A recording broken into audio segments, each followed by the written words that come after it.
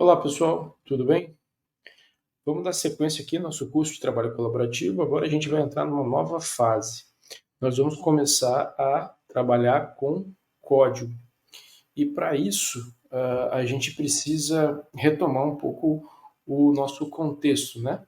Então, no começo do curso, a gente viu essa imagem, né? Que basicamente a gente como uma forma de desenvolver software, certo? Então, a gente viu essa etapa aqui de comunicação, onde a gente estabelece ali os vínculos e as ferramentas de comunicação, estabelece o início do projeto, tanto com a equipe de desenvolvimento como, né, com o cliente, com o stakeholder, etc.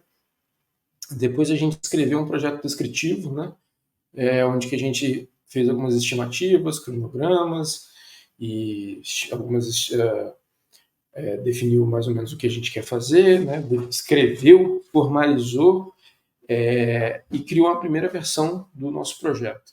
Depois a gente começou a fazer uma modelagem, né, e essa modelagem ela caminhou junto com a construção por meio de uma ferramenta de protótipo. E aí essa ferramenta de protótipo a gente pode eventualmente mandar para o nosso cliente ver, e aí a gente faz uma primeira entrega. Ó, essa versão aqui foi aprovada, está tudo certo, atende bem aos requisitos. A partir daí, a gente tem, né, a primeira versão do código.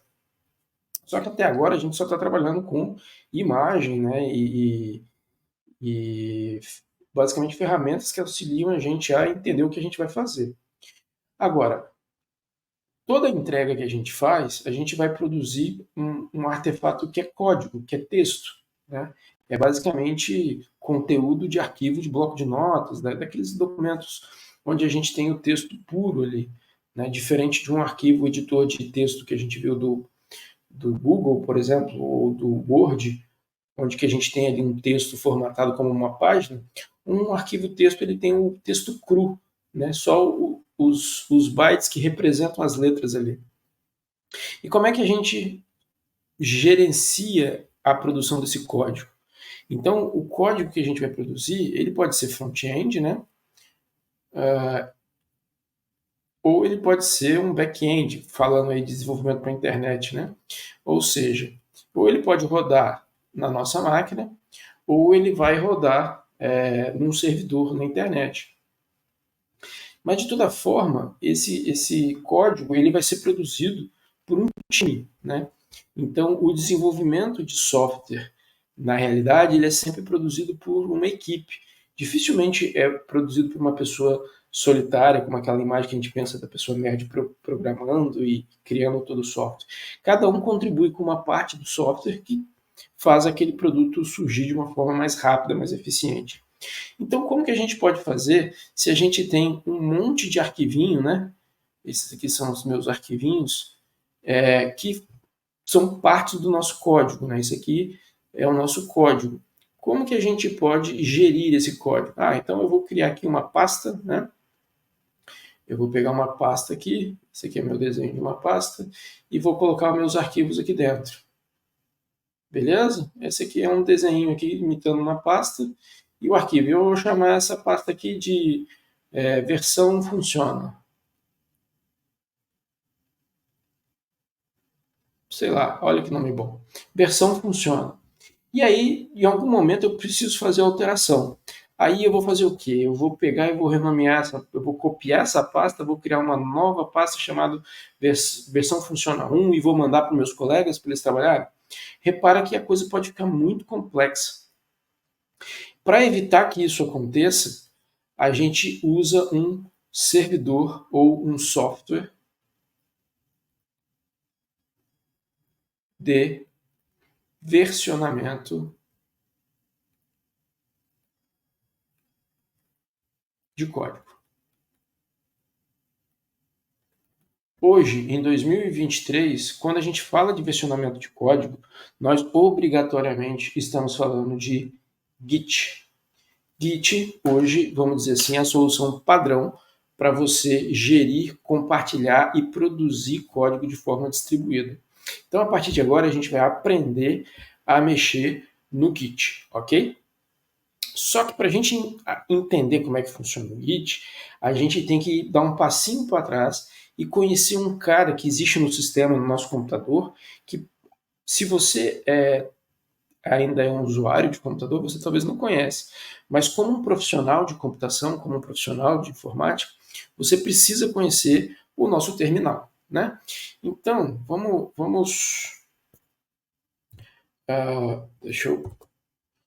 aqui para o nosso ambiente aqui, ó, tem uma máquina Windows aqui, né? E nessa máquina Windows, vocês provavelmente já sabem instalar o VS Code, né? Então, a VS Code já está instalado aí. Aqui eu também tenho o VS Code instalado. E eu tenho aqui uma pasta,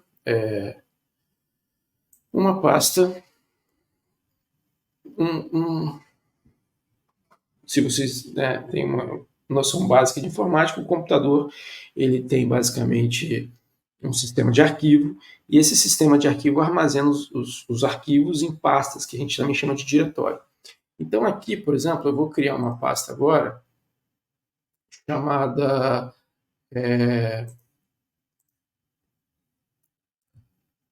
vou chamar ela de projeto web. Esse projeto web, a partir de agora, vai ser o nosso diretório de trabalho. O diretório de trabalho ele pode ter um nome, quando a gente fala de versionamento, que vai confundir. A gente ora vai chamar desse nome, ora vai chamar de diretório. O nome é repositório. Então eu posso fazer uma pasta se transformar com o Git num repositório. O que é o repositório? O repositório é basicamente um lugar que você põe as coisas e você confia que elas vão estar lá, né? Essa é a minha definição de repositório que eu acabei de inventar. Mas, enfim, a ideia é que não seja só uma estrutura de pastas com arquivos, né, como a gente vê aqui, mas que a gente tenha controle sobre o estado dessas pastas, desses arquivos, né? Então, usando o VS Code, eu vou abrir essa pasta. Então, se eu vir aqui na pastinha, eu vou mandar ele abrir e eu vou pedir, por gentileza, né, sempre é importante ser educado com o computador e também com as pessoas, né? Mas eu vou pedir para ele abrir essa pasta. A partir desse momento, eu abri a pasta Projeto Web aqui na nossa ideia de programação, onde a gente tem aqui algumas funcionalidades e aqui vai abrir, né, o nosso editor de texto. Até agora, vou dar um yes trust aqui, pronto. Mas o conteúdo que está aqui, ele vai aparecer aqui, ok? Só que existe um cara muito importante chamado terminal. Então, se a gente abrir aqui um pouquinho mais e vir aqui, ó, deixa eu abrir um pouquinho mais que no topo aqui dá para ver se a página estiver maior. Ó, aqui em cima tem terminal, novo terminal. Aqui embaixo, toda vez que você for programar, principalmente se você estiver usando back-end, você vai precisar de um terminal. E repara, esse terminal, depois que eu abrir o projeto, ele já está numa pasta, num diretório, projeto web. E aqui ele me dá todo o caminho do meu diretório nesse sistema. Se eu vier aqui, por exemplo, e criar um arquivo novo, ó, eu vou vir aqui no sistema de diretório aqui do Windows Explorer, né? E vou criar um arquivo de texto. E esse arquivo de texto, eu vou chamar ele de index.html. Vocês conhecem esse arquivo? Pois bem, a partir de agora, ele criou como texto, né? Eu vou vir aqui renomear para tirar esse texto daqui. Pronto. A partir de agora, o meu editor já reconheceu ele aqui, né? O arquivo está aqui nessa pasta. E dentro desse diretório que eu estou, que é o mesmo daqui de cima, se eu der o comando listar, que é abreviado em ls, ele me mostra o arquivo. Então, o terminal é uma forma diferente da gente interagir com o sistema por meio de comandos. Então, eu escrevo um comando que eu sei, eu tenho que saber esse comando, e aí eu tenho o mesmo efeito que eu teria usando o mouse. Qual que é a vantagem? Trabalhando com sistemas para a internet, nem sempre você vai ter um mouse à disposição. E, eventualmente, você vai ter que fazer alguma manutenção, alguma análise que você vai precisar fazer remotamente, ou num lugar com uma interface um pouco diferente, né, no servidor Linux, por exemplo, e você não vai ter o teclado. Então, conhecer sobre terminal é muito importante.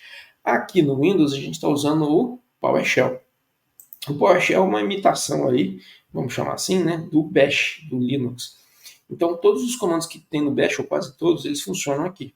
Então, por exemplo, se eu der o comando pwd, esse comando mostra em que diretório eu estou, ele dá o caminho, ó, que é o mesmo que está aparecendo aqui. Então, se eu quiser saber em que diretório eu estou, eu dou um pwd.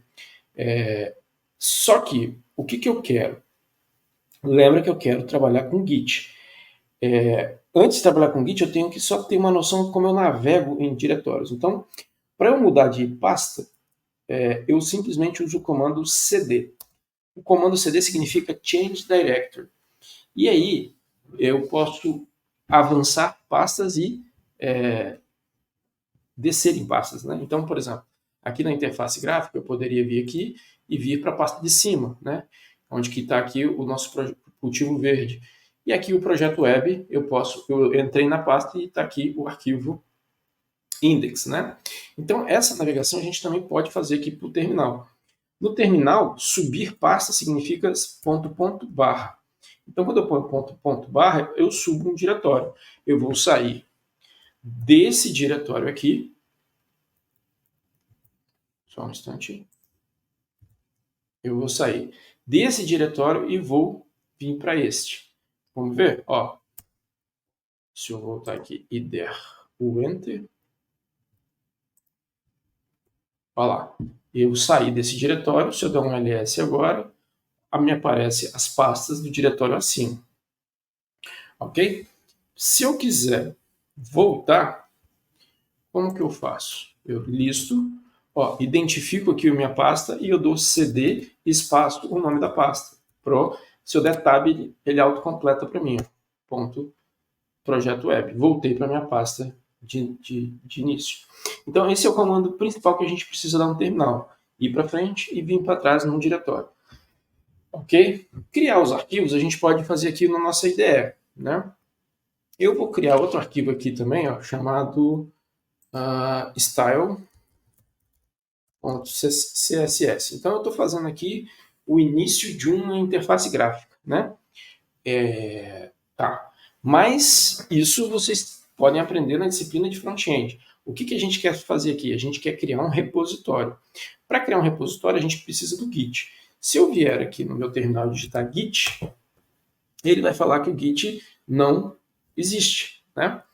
Por quê? Eu não instalei o Git ainda. Então, para instalar o Git, você vai ter que abrir o navegador.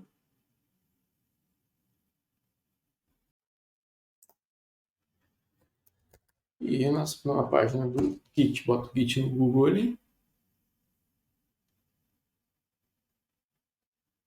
E a gente cai aqui, ó, no site do Git. E no site do Git a gente tem um livro chamado Git Pro, que é muito bom. Eu recomendo, né, vocês lerem a documentação. Ele tem versão em português, né? Mas aqui a gente só quer baixar no caso aqui eu vou baixar para o Windows. E vou pegar aqui a versão 64 bits e vou instalar, ok? Ó, bem facinho. Aqui tem o livro para quem quiser se aprofundar, né? Recomendo a leitura. É muito bom o livro e gratuito, né? No YouTube também você tem vários cursos de Git. Aqui a gente só vai fazer uma introdução ao versionamento, ok? Então, ó, mandei executar. Espero, como a minha máquina virtual aqui está sofrendo um pouquinho para responder. O vídeo. Depois eu corto essas pausas dramáticas. Então aqui a gente instala o Git. Então o Git é um aplicativo que a gente vai instalar no nosso sistema. Vamos lá, avançar, avançar. Opa. Ele está falando. Tá bom. Avançar, vamos avançar. Next, next, next, next. E vamos. E tá. Agora ele vai instalar, né? Caso você esteja aí no Mac ou no Linux, né? Basta você dar o comando, se for um Ubuntu, né? Sudo apt install git, e aí as coisas acontecem. Se você estiver no Mac, é brew install git, e assim vai, tá bom? Aqui a gente foi no modelo do Windows, né? Terminando a instalação, finish. Pronto, está instalado. Se eu chegar aqui no terminal e... Ok, vai abrir alguma coisa aqui que eu não queria. Aqui, ó, se eu digitar git, deixa eu fechar esse troço aqui.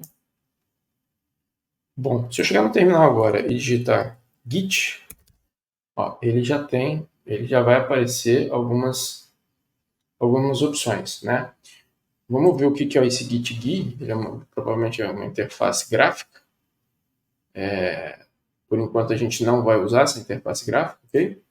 Nós vamos usar o git bash, que é o nosso queridão aqui, ó, nosso terminal bash. Ó, pronto. É esse aqui que nós vamos trabalhar. Então, aqui, ó, funciona do mesmo jeito, ó. Vamos ver em que diretório nós estamos aqui. Ele criou basicamente, ele mapeou meu nome está errado aqui, numa pasta do Windows, né? E agora se eu vier aqui no PowerShell, acho que se eu abrir e fechar de novo, né? Vamos fechar de novo aqui. Vamos abrir, VS Code. Ó, agora ele vai reconhecer o Git Bash, o Bash, né? E vai ser bem mais legal de trabalhar do que o PowerShell. Vamos ver se ele já aparece aqui. Eu já abri o meu projetinho. Terminal, novo terminal.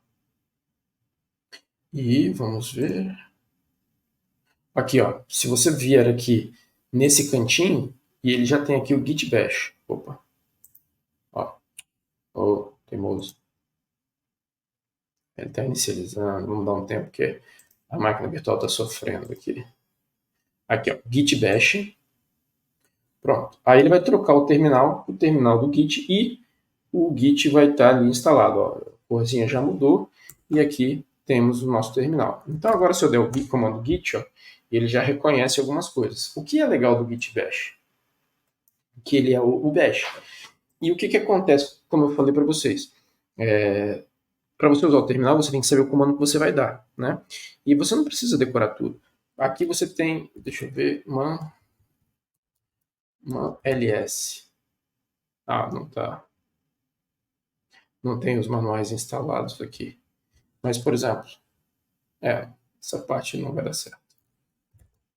Então, uma vez que eu tenho aqui o Git, eu vou tentar entender como é que ele funciona.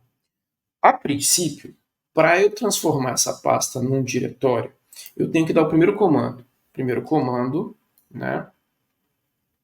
Eu vou anotar iniciar o repositório. O comando vai ser o git init. Então, quando a gente der esse comando, de fato a gente vai fazer o Git começar a monitorar nosso repositório. Então, eu vou dar aqui git init. E a partir de agora ele criou uma pastinha, e esse ponto aqui significa que ela é oculta, né? Deixa eu ver se eu consigo mostrar arquivo oculto aqui. Mas se a gente der um ls com o parâmetro LA na frente, a gente vê essa pastinha aqui, ó. E se a gente entrar nela, cd.git, ó, a gente percebe que ele criou um monte de outros arquivos, e com essa pasta aqui ele vai controlar o estado do nosso repositório.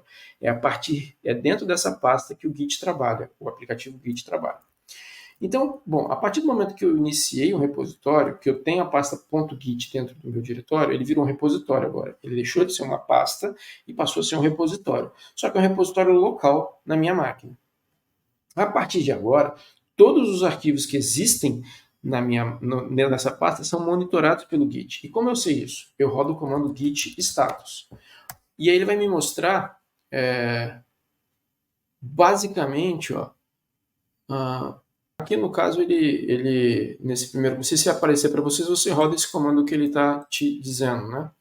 Então eu vou copiar esse comando e vou executar para ele considerar isso pronto. Agora vamos dar um git status. E a partir de agora, eu estou vendo de fato o git aqui, ó. Então, essa primeira parte aqui aconteceu porque meu diretório está sendo compartilhado aqui pelo meu sistema, esse aqui é uma máquina virtual que eu estou usando, mas aí ele já deu o comandinho para eu rodar aqui, eu não vou entrar no mérito desse comando especificamente, mas é uma configuração global que adiciona esse diretório aqui para ser monitorado. A partir daí, o Git está monitorando, e ele que tem dois estados para os arquivos, que é untracked ou untracked, ou seja, rastreado ou não rastreado. A partir do momento que eu falar que o arquivo é rastreado, toda alteração que eu fizer no arquivo, o Git ele vai sinalizar e ele vai pedir para eu comitar ou não. Comitar é chancelar, é carimbar, é dizer esse arquivo aqui está na sua versão final, né, uma versão estável, uma versão apresentável. Então, nesse momento, ele está falando que os dois arquivos, git, o index e o style, são arquivos novos, eles estão untracked. Como é que eu faço para adicionar eles? Então, vamos voltar aqui no nosso comando, né? Para a gente verificar o estado do repositório local, a gente usa o comando git status, beleza? Para a gente adicionar, tornar os arquivos, vamos chamar assim, ó, traqueados, né? Portuguesando rastreados, né, pelo git, a gente vai dar o comando git add ponto. Ponto significa aqui, né? É a pasta que a gente está aí. Eu vou pedir para ele salvar tudo que... salvar não, né? Ele vai rastrear tudo que está nessa pasta. Ó, git add ponto. A partir de agora, o Git ele passou a monitorar esses dois arquivos. Se eu der um git status novamente, ó, ele está verdinho. Significa que ele detectou mudança. Então, toda vez que ele detecta mudança, ele vai sinalizar com esse comandinho. Se eu quiser desfazer, eu rodo esse comando aqui, ó, git rm, cache e põe o nome dos arquivos. Mas eu quero chancelar, comitar. O que é comitar? Comitar é aportuguesado, né? Criar um commit. Um commit é um conceito muito comum em banco de dados, né? E você pode associar ele quando você jogou videogame alguma vez. Se você jogou videogame alguma vez, você foi passando de fase, certo? Mas aí você vai avançando as fases e de repente você morre. O que acontece? Você volta lá para o começo do jogo, certo? O que seria o commit? Quando você vai jogando o jogo, você salva estágios intermediários que você quer voltar para aquele estágio que você é um estágio permanente ali, que você não quer voltar para o começo, você volta para alguma conquista que você teve. Então a ideia de commit é esse. Você vai produzindo código. Quando você alcança uma conquista, ou seja, eu consegui terminar aquela coisa que eu queria fazer. Trabalhei durante o dia inteiro e fiz ali o layout, eu fiz o back-end e ele está minimamente responsivo, legal. Aí eu posso lá e criar um commit. Então, essas páginas aqui agora, elas estão em branco, né? Então, eu vou criar o primeiro commit. Eu vou adicionar mais um arquivo aqui agora, ó. Novo arquivo, eu vou chamar ele de readme leia-me.md. Pronto, ó. Eu tenho mais um arquivo agora, que vai ser um arquivo de texto. Quando eu adicionei esse arquivo, ó, olha o que acontece se eu der um git status. O Git reclamou, ele falou, opa, tem um arquivo novo aqui. O que eu faço com ele? Eu vou falar, não, pode adicionar. Ó, git add ponto, como ele está no diretório raiz. Pronto, agora o Git ele já entende e ele vai monitorar esse arquivo. Se eu der um status, agora tem 3 arquivos. Para eu criar a primeira conquista, o primeiro commit, eu vou criar um commit. Como é que é o commit? Você dá o comando git commit espaço "-m". Esse "-m" é de mensagem. E a mensagem você vai ter que botar entre aspas e tem que ser uma frasezinha que explique o que você acabou de fazer. Preferencialmente em inglês, beleza? Mas aqui a gente vai fazer em português, ó, primeiro commit. Eu vou chamar isso aqui de primeiro commit. Aí, ele, para fazer esse commit, a primeira vez que você for fazer, ele vai pedir para você salvar configurações aqui, ó. Isso aqui é automático. Então eu vou copiar esse comando aqui e ele está pedindo para me apresentar. Quem sou eu, né? Se eu estou salvando uma fase, quem sou eu? Então eu vou criar aqui, ó. Vou rodar esse comando git config global user.email. Você tem que fornecer o seu e-mail e git config global user.name. Meu nome é Rafael Emerick. Se você não sabe, muito prazer. Bom, agora ele vai deixar eu dar o commit. Ó. Então eu vou repetir o comando, seta para cima, primeiro commit. Pronto. Eu criei a minha primeira conquista, o meu primeiro estágio. Eu alcancei uma etapa. Eu subi nesse degrau onde eu criei os primeiros arquivos do meu repositório. Certo? Tá aqui. Então, se eu mandar o comando git log, então, vamos guardar lá no nosso registro. Para fazer um commit, o comando é git commit -m mensagem explicativa, beleza? Então aí você cria o seu commit. Se você precisar, você vai ter que fazer a primeira vez que você executar no seu terminal, ele vai pedir para você se apresentar falando qual que é o seu e-mail e qual que é o seu nome. Por quê? Porque a partir de agora ele criou um rótulo, um carimbo no nosso arquivo. Então se a gente voltar aqui, ó, git log, existe aqui, ó, uma identificação. Ele criou uma assinatura aqui, ó, para nosso arquivo. O autor fui eu e aqui tem o nosso primeiro commit, ok? Bom, agora eu vou um conceito adicional que a gente tem que entender é a ideia de ramificação ou branch. O que acontece? Eu criei aqui o nosso primeiro commit, ok? Nossa primeira entrega, assim, que é um arquivo em branco. Eu só criei os 3 arquivos aqui. E aí eu vou pegar esse arquivo e vou agora pensar numa estratégia de desenvolvimento. Então, o Git, se a gente voltar lá para o nosso slide, o que acontece? Como a gente viu aqui, ó, as versões elas têm que ter software estável em produção. E o que é um software estável? É um software bem conhecido que muda pouco, certo? Ele é estável. Então, que tal a gente chamar esse software de main principal? Ou ele pode ser chamado também de master. Então, isso vai ser a branch que a gente vai considerar estável. E se ela é estável, ela é apresentável. Eu posso mostrar para alguém. Então, se alguém quisesse saber em que estágio está meu trabalho, eu falo, criei o repositório e ele está aqui. Esse aqui é a parte estável. Mas, a partir daí, ele passa a ser um estado. E que tal se eu fosse fazer agora, começar a fazer meu trabalho, eu poderia criar uma outra identificador, uma outra branch chamada dev. Opa.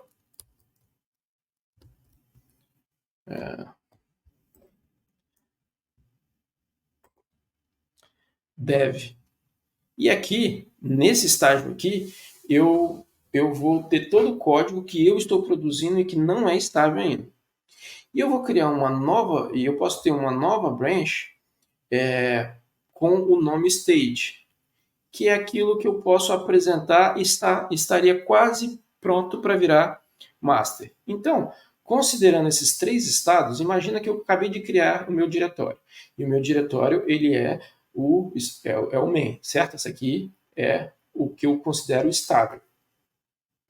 Só que aí eu vou começar a desenvolver. Então eu fiz uma ramificação e eu criei aqui uma nova branch chamada dev. Ok? E aí eu vou começar a fazer minhas alterações, eu vou fazendo meus commits. Cada bolinha dessa aqui é um commit. Né? Ó, eu fiz 4 commits, ou seja, eu fiz 4 evoluções significativas. Só que agora eu falei, acho que agora já está legal, eu já posso apresentar para alguém ver. Então eu vou criar aqui a branch stage, ó, que eu vou apresentar, por exemplo, para um stakeholder avaliar. Então, dentro dessa branch aqui, ó, eu posso transitar para esse estado. E aqui, repara que é a primeira versão que aparece nessa trilha, né? Como se a gente tivesse aqui um tempo, né? Essa aqui fosse a linha do tempo, certo? Então, é a primeira vez que aparece um commit aqui. Uma vez que eu botei aqui, eu apresentei para a pessoa, aí eu posso vir aqui, ela gostou, foi aprovado. Aí eu posso vir aqui, ó, e integrar com aquele código. E a partir de agora, o que era o main naquele estágio, ele vai vir nessa segunda fase que está homologada e testada, por exemplo. Então, desse lado na main eu tenho dois commits. Nesse cara aqui eu tenho o primeiro, que foi a primeira versão de desenvolvimento, e na versão estável eu tenho 4 mudanças. Então, aonde que a gente tem mais mudanças? A gente tem mais mudanças aqui. Aqui eu tenho um software mais instável. Eu posso fazer com que cada membro da minha equipe trabalhe numa branch separada. E depois eu posso juntar tudo. Então, a gente vai ver basicamente a criação da branch aqui, e numa próxima oportunidade a gente vai entender como é que a gente trabalha colaborativamente usando o Git, tá? Então vamos tentar fazer isso aqui lá no nosso repositório local. Então deixa eu apagar isso aqui e vamos lá para o nosso repositório. Opa.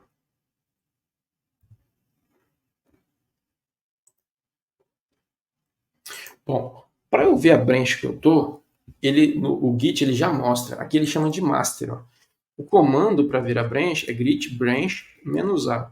Ele vai mostrar todas as branches que você tem localmente. No caso aqui, ele marca a branch que eu estou nesse momento, com esse asterisco, que é a branch master. Então vamos anotar aqui, né? Ó, para ver a branch, para listar as branches, né, melhor dizendo. Git branch "-a", que ele mostra todas as branches, ok? O all, né? A de all. Então, se eu quiser agora criar uma branch e dele vai começar o desenvolvimento, eu posso criar git checkout, que é o comando que eu transito de branch, eu dou um checkout, -b dev. Ó, apareceu o comando mudando para branch dev, ok?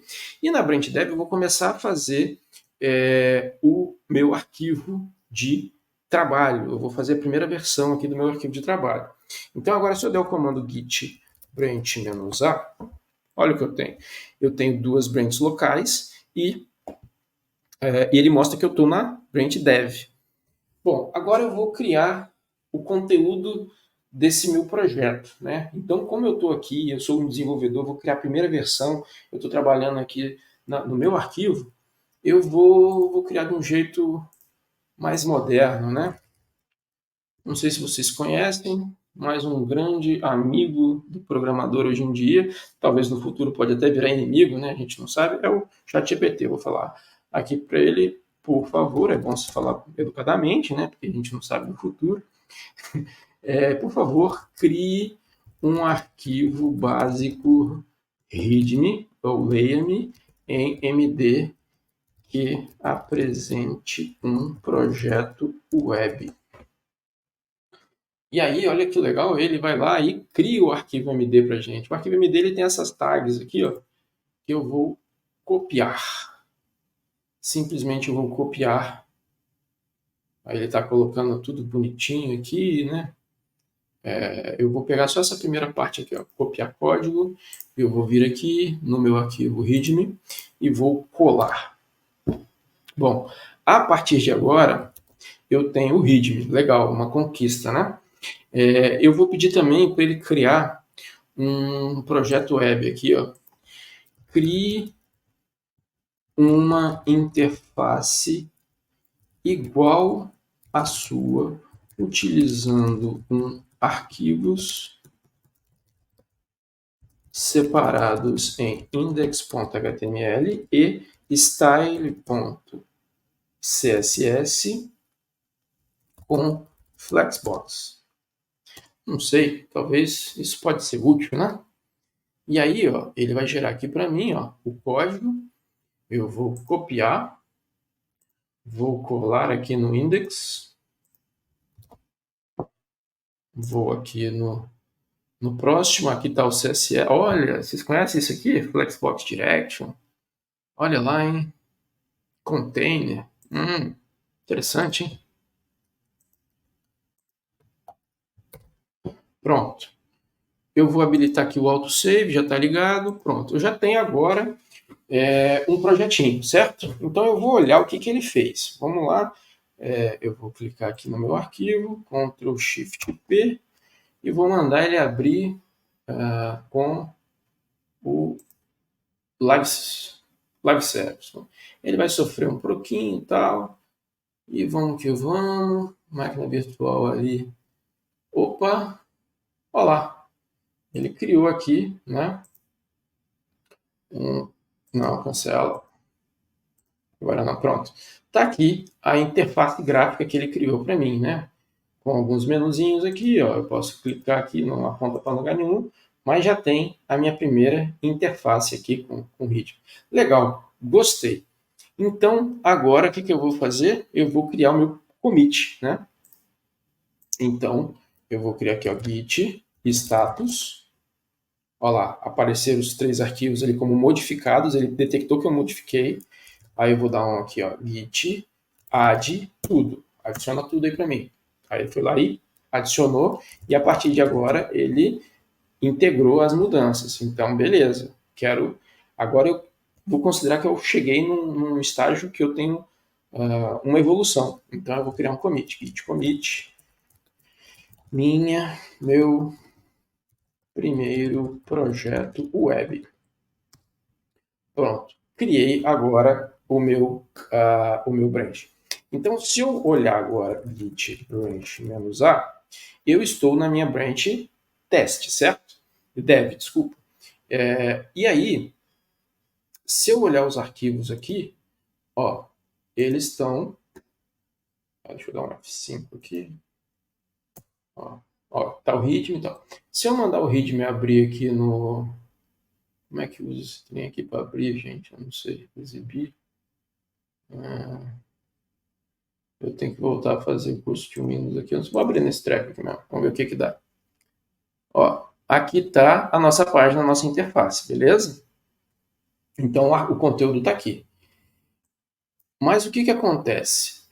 Eu também vou criar aqui uma segunda página, certo?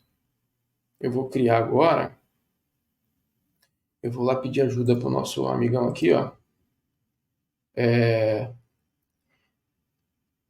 Crie a página recursos.html seguindo o mesmo estilo CSS e faça a ligação com o link recursos.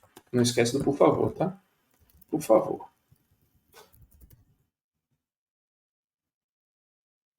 Então, ele vai criar agora aqui para mim a página de recursos, que essa seria a segunda página. Então, aqui ele já colocou para mim.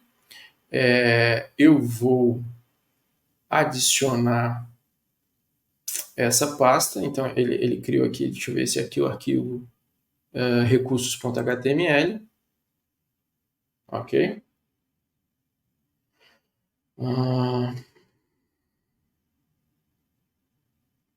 Eu vou adicionar ele aqui. Novo arquivo, recursos.html. Vou colar esse conteúdo aqui, né? E vou fazer essa ligação aqui lá na minha páginazinha também. Vou pegar aqui no index e vou trocar aqui em recurso essa linha. Pronto, agora eu já tenho um link, né, aqui, index.html. Criei uma certa navegação, então, de novo, git status, fiz uma... A gente não precisa fazer isso tudo para cada modificação, né? Eu só estou exemplificando. Então, git add ponto, vou adicionar tudo, que ele vai traquear. Ó, então, ele detectou o arquivo novo e a modificação no index. Eu vou falar git commit, "-m", adicionando a página, sem acento, né, de recursos. Pronto. Nesse momento, se eu olhar o git log, eu tenho 3 evoluções do meu código. Eu tenho a versão inicial, eu tenho o meu primeiro projeto. Opa, tá aqui, ó. Primeiro commit, primeiro projeto e adicionando a página de recursos. Os 3 estágios. Quem criou, né, e a hora que eu criei. Se eu chegar agora e olhar aqui, né, vamos deixar as duas pastas abertas aqui. Ó. Se eu der um F5 aqui, se eu atualizar, ó, a pasta recurso está ali, né, e ela está aqui também. Agora, vamos dizer que eu quero voltar para a página estável. Então, eu vou voltar para a branch master, né? Então, eu vou dar um git checkout sem o "-b", porque eu só quero ir para a pasta, eu não quero criar. E eu vou para o branch master. Neste momento, se eu olhar agora o estado das pastas, ó, não tem mais o arquivo recurso. Ele sumiu. Ó, se eu der um F5 aqui, sumiu ele. Ó. E se eu olhar o conteúdo do meu arquivo, dessa página index aqui, ó, vamos ver como ela está? E ela está vazia. Por quê? Porque esse foi o estado que eu deixei ela lá quando eu comecei a minha branch master. Então, o que o Git fez? Ele voltou o estado para o que estava lá na branch master, beleza? Que era o arquivo em branco, lembra? Ah, beleza, mas quer dizer que eu perdi tudo? Não. O poder do Git está aí. Ó. Se eu olhar aqui agora, git branch "-a", eu vejo que eu estou na branch master. Se eu voltar para branch checkout dev, ó, ele vai trocar aqui, dev, e ele troca o estado da página de novo. Né? Se eu chegar aqui de novo e der um F5, ó, vou mandar atualizar, voltou aqui a minha página de recursos. E se eu olhar de novo Opa, vou pegar aqui. Não. Depois eu fecho esse bicho aqui, ele está aqui. Se eu olhar de novo esse arquivo, ele voltou ao que estava antes. Então, esse é o poder do Git, ok? Você consegue criar versões estáveis no mesmo diretório usando a ideia de branch do repositório, ok? Na próxima aula, nós vamos aprender como que a gente trabalha em equipe com esse conceito, ok? Espero que tenha ficado claro, espero que vocês tenham entendido e como atividade, eu peço que vocês criem o primeiro repositório de vocês. E nesse momento, eu quero que vocês simplesmente imitem o que eu fiz e mandem o print do diretório, né, com a página de fundo aqui com essas duas branches, branch de dev e branch de master, ok? Não esqueça que eu quero também que vocês criem a branch de stage, ok? Então, cria a branch de stage a partir da branch dev. Então, você vai ter que entrar na branch dev e lá de dentro da branch dev fazer o comandinho de checkout "-b para criar a branch stage, que é a branch intermediária entre o dev e o stage, beleza? Fica com esse deverzinho de casa, um abraço e até a próxima.